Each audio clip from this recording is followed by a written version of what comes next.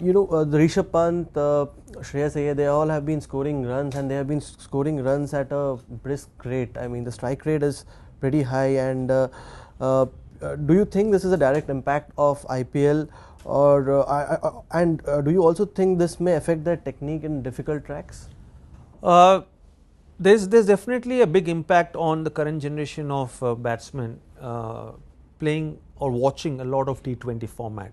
And I think T20 format has really benefited the longer format, whether it is 4-day or whether it is 5-day game, because the quicker you score runs, you give more opportunity for your bowlers to take those 20 wickets, because ultimately in a 4-day or a 5-day match, if you're not taking 20 wickets, you would never ever win a match. So I think the quicker you get runs will give more number of overs and more time for the bowlers to pick those 20 wickets. But other important thing is they put a lot of pressure on the bowlers by playing unconventional shots and also becoming more creative in their shot making. But the flip side, or the only negative aspect, if you're playing too much of T20 format or you're playing too much of aggressive batting, if you're doing, the only negative aspect is it affects your defensive play.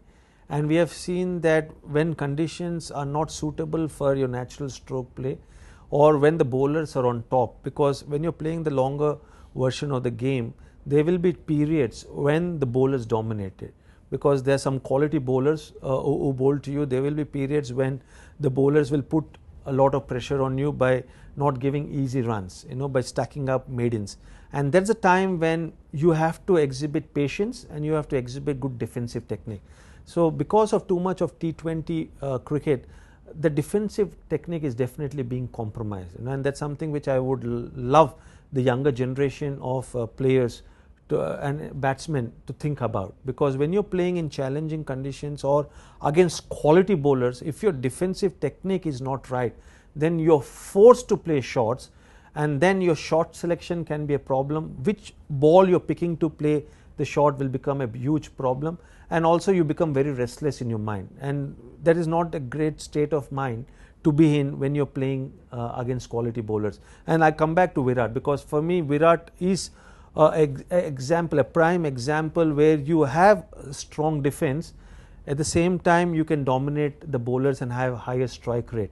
We always talk about players like AB de Villiers, we talk about players like Chris Gayle, we talk about players like batsmen like David Warner, but if you see Virat Kohli's strike rate, it's no less than these three batsmen who I always felt are destructive batsmen.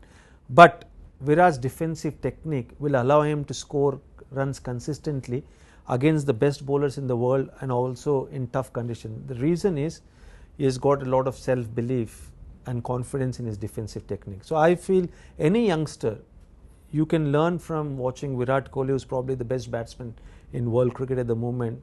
Is if you have a strong defensive technique, doesn't mean that you compromise on your attacking game.